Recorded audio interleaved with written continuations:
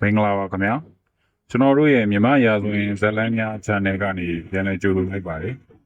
ဒီကနေ့ခေတ်မှာလူသားတွေကိုဒုက္ခအပေးဆုံးဖြစ်တဲ့အရက်ဆိုတာဘယ်အချိန်ဘသူကြောင့်စတင်ပေါ်ပေါက်လာတာလဲဆိုတာသိပါသလား950နိဘတ်ဒေါ်လာကုန်မဇတ်တော်မှာတီရဲ့အစပြုပုံနဲ့ဓာတ်မြေတစ်ခုလုံးပျက်စီးလူနေပါဖြစ်ခဲ့ရတဲ့အကြောင်းကိုအခုလိုပဲတင်ဆက်ထားပါတယ်ခင်ဗျာလွန်ခဲ့တဲ့ရှိတုန်းကတော့တောအုပ်ကြီးတစ်ခုထဲမှာသူရလို့ခေါ်တဲ့မုတ်ဆိုးတစ်ယောက်ရှိခဲ့ပါတယ်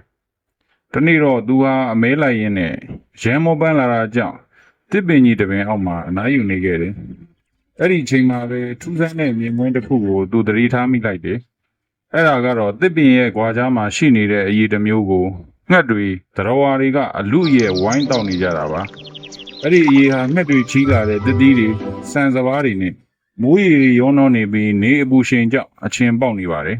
။ထူးဆန်းတာကအဲ့ဒီအရေးကိုတောက်ပြီးတာနဲ့ငှက်တွေဟာမူးနောက်ပြီးတစ်ပင်အောက်ကိုပြုတ်ကျကုန်ကြတာပဲ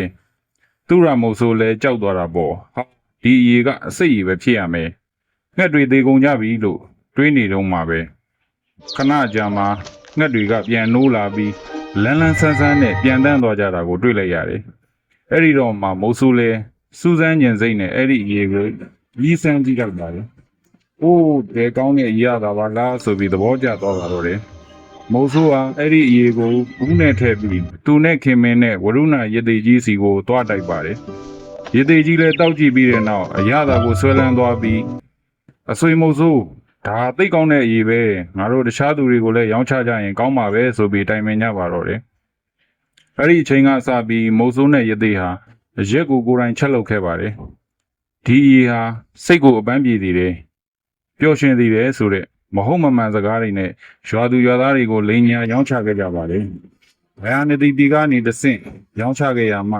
တခြားတိုင်းပြည်တွေအထိကူးဆက်သွားပါတယ်။လူတွေဟာအစာပိုင်းမှာတော့ရက်တော့ပြီးမူးရည်ပျော်ရွှင်နေကြပါတယ်။ရက်ကိုဆွဲလန်းလာတဲ့အခါမှာတော့အရင်လိုအလုံးမလုံးတော့ပဲခိုးမှုရန်ကားမှုတွေနဲ့တိုင်းပြည်တွေပျက်စီးလာပါတော့တယ်။နောက်ဆုံးမှာတော့သူရမိုးဆိုးနဲ့ဝရုဏရေသေးကြီးတို့ဟာတာဝတိပြည်က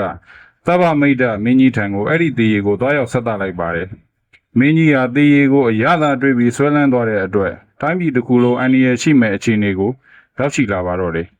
။ဒါကိုဖျားလောင်းတရားမင်းကမြင်လိုက်တဲ့အခါငါကလွဲလို့ဒီမင်းကြီးကိုဘယ်သူမှမတားနိုင်တော့ဘူးဆိုတဲ့ဂယုဏသိမ့်နဲ့လူပြေကိုဆင်းသက်လာခဲ့ပါတယ်။တရားမင်းဟာကောင်းငင်မှာကိုထင်ပြပြီးမင်းကြီးကိုတရားဟောကြားပါတော့တယ်။တရားမင်းကတေရီတောက်ချင်းကြောင့်ဖြစ်လာမဲ့စိုးကြိုး40ကိုအသေးစိတ်ဟောကြားလိုက်တဲ့အခါမှာတော့ဘယင်ကြီးဟာနောင်တရပြီးတေရီတောက်သုံးခြင်းကိုအပြီးအပိုင်ဆုံးလွှတ်လိုက်ပါတယ်။သူ့ရဲ့တိုင်းသူပြည်သားတွေကိုလည်းတေရီမတောက်သုံးဖို့တားမြစ်လိုက်ပါတယ်။တိုင်းပြည်ကိုတရားသဖြင့်အုပ်ချုပ်ကုသိုလ်ကောင်းမှုများပြုလုပ်ပြီးအသက်ထက်ဆုံးနေထိုင်သွားပါတယ်။ဒါကြောင့်မိဘပြည်သူတို့ခမညာအခုခေတ်မှာကျွန်တော်တို့ခေါ်ဝေါ်နေကြတဲ့သူရဆိုတဲ့စကားလုံးဟာအဲ့ဒီတုန်းကပထမဆုံးတွေ့ရှိခဲ့တဲ့မုတ်ဆိုးသူရကိုအစွဲပြုပြီးခေါ်ဝေါ်ခဲ့ကြတာဖြစ်ပါတယ်။အရက်သေးတာဟာကျမ်းမာရေးတွေမကပဲမိသားစုနဲ့စီးပွားရေးကိုပါပျက်စီးနေနိုင်တာမို့ဒီကုံမဇတ်တော်ကိုသတိပြုပြီးရှောင်ကျဉ်နိုင်ကြပါစေလို့ဆုတောင်းပေးလိုက်ရပါတယ်ခင်ဗျာ